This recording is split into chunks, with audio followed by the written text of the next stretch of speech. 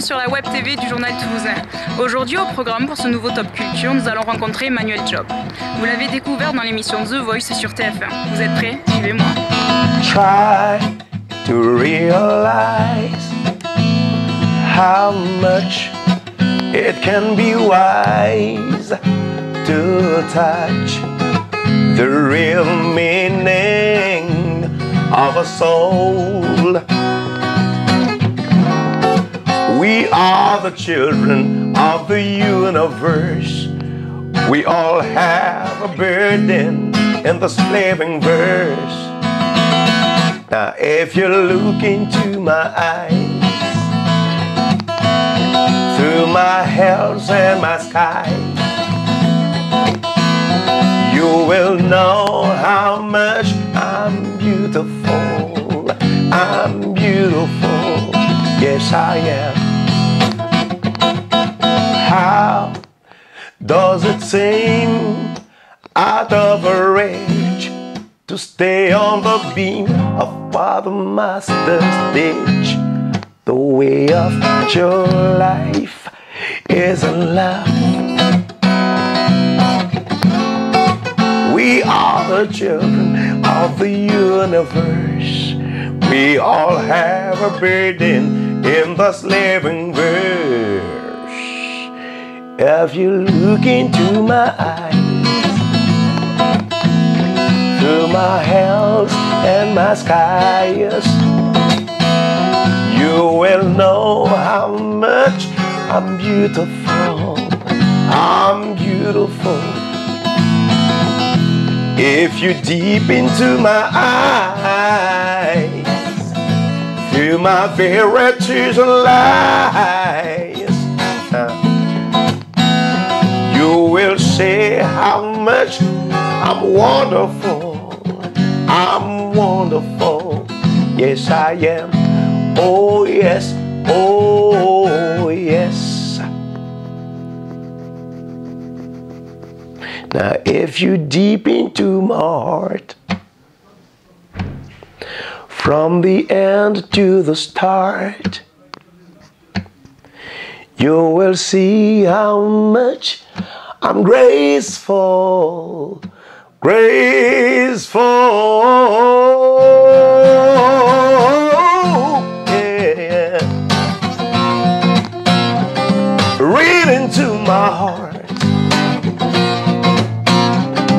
deep into my eyes, come and look into my eyes, and you will know how much I'm graceful, I'm wonderful, I'm beautiful.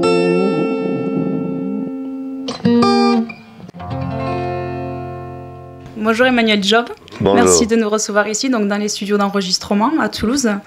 Avant de parler des motifs qui vous ont amené ici, on va un petit peu parler de votre parcours. Donc, parce que le public vous a connu au travers du télécrochet The Voice. Mais avant ça, qu'avez-vous fait dans la musique? Alors avant cela, en tout cas en France, je vais parler de la France pour faire court. Dans la musique, j'ai commencé par un projet magnifique qui est né à Toulouse d'ailleurs.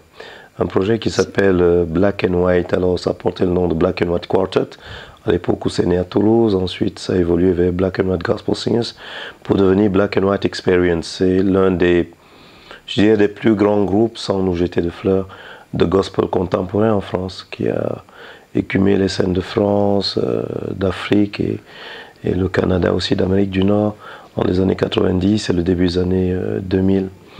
Et ensuite ce projet s'est arrêté parce que le gospel ne trouvait pas encore des producteurs suffisamment intéressés et suffisamment audacieux pour le mettre à la place qu'il mérite, quoi. Donc les différents membres de ce groupe se sont séparés et se sont impliqués dans des démarches plus personnelles. Ça a été mon cas. Et après cette expérience fabuleuse, je pense qu'il va revoir le jour, hein. J'ai participé à des formations plus réduites, j'ai créé des chorales de gospel amateurs qui ont bien marché aussi, qui ont contribué à pousser cette musique-là. Mon but étant toujours de de créer une forme nouvelle. Je connais bien le gospel afro-américain. Je connais aussi les réticences qu'a le public français à se reconnaître dans un message étiqueté religieux. Et donc, je me suis donné pour mission de créer une forme de gospel qui puisse être entendue par tout le monde, sans que les gens aient ce rejet lorsqu'on leur parle de choses étiquetées religieuses. Donc ça m'a occupé une bonne partie de mon temps, et depuis 4 ans, j'ai décidé de moins m'occuper des autres, de m'occuper de moi et de commencer une carrière solo qui m'a amené à passer par The Voice. Et ce déclic pour entamer une carrière solo? Alors, c'est peut-être anecdotique et ironique, mais c'est l'âge. Quand on avance en âge, quand on a plus 20 ans, ni 30 ans, comme vous, je pense que vous êtes dans la vingtaine, on se rend compte qu'on est mortel. Avant, on n'a pas cette sensation-là. Donc, si on est mortel, ça veut dire que la vie arrivera à un terme et qu'il y a des choses qu'on se sait capable de faire et qu'il faut faire. Et souvent, travailler avec des gens empêche de suivre sa propre légende, quoi. J'ai décidé d'oser suivre ma légende. Et oui, je pense que le cap des 40 ans a été le moment où je me suis réveillé en me disant il est temps que j'essaie autre chose. Et pourquoi être passé par The Voice? Alors, là aussi, ça va paraître peut-être prétentieux, mais c'est The Voice qui est passé par moi. Je n'ai jamais souhaité intégrer, je ne regarde pas la télé. Et quand je regarde la télé, je ne regarde pas TF1. The Voice, la saison 1, je ne l'ai pas regardé. Par contre, il y a des gens dans l'équipe de casting de The Voice qui me connaissaient et qui étaient convaincus que j'avais ma place dans cette émission. Donc, il y a notamment une personne à laquelle je dis merci aujourd'hui parce qu'elle a eu le nez, le flair, qui a insisté, mais de toutes les façons possibles, pour que je passe au moins les pré-auditions. Ce que j'ai fait et qui m'a montré qu'en face, il y avait des professionnels. Il y avait aussi matière à me montrer, voilà, à continuer cette exposition que dans laquelle j'avais décidé de me mettre, quoi, en chantant sous mon nom. Donc pour moi, l'aventure The Voice a été le moyen d'aller encore plus loin dans le choix que j'avais fait 2 ans ou 3 ans avant. Donc comme dit précédemment, j'ai évoqué que vous étiez donc dans un studio d'enregistrement sur Toulouse. Donc vous êtes en train d'enregistrer votre prochain album. Est-ce que vous pouvez nous en toucher quelques mots? Alors le prochain album est né de mon désir déjà, parce que sans cela il n'irait pas très loin, et puis de la volonté, du désir aussi d'une production, d'un producteur, qui n'est pas loin d'ici d'ailleurs. Et alors, il faut que le producteur croie que l'artiste est capable de porter un projet qui ne va pas sombrer. C'est important. L'artiste tout seul, sauf s'il est milliardaire, et même s'il ne peut pas être à la fois artiste et producteur. C'est un métier différent. Donc, il y avait mon désir à moi, le désir d'un producteur qui s'entourait d'une équipe de production. Et tout cela conduit à un album dont on se demandait quelle serait sa teneur. Est-ce qu'il devrait rebondir sur l'aventure The Voice? Forcément. Serait une autruche que de ne pas... Enfin, serait faire la politique de l'autruche que de ne pas s'en rendre compte. Mais devrait-il se cantonner à TF1 et The Voice? Non, parce que je suis un artiste qui a une vie avant The Voice et qui, je le crois fermement, aura une vie après The Voice. Et dont l'album devait être le trait d'union de cela, entre ces 3 points-là, ce que j'étais avant The Voice, ce que j'ai été pendant The Voice et ce que je serai après The Voice. Donc du coup, c'est pas facile à faire comme album, et en plus on s'est donné très peu de temps pour le faire. Mais parce que la sortie est prévue donc début octobre. Voilà, et là nous sommes en juin, début juin. Un rythme assez effréné.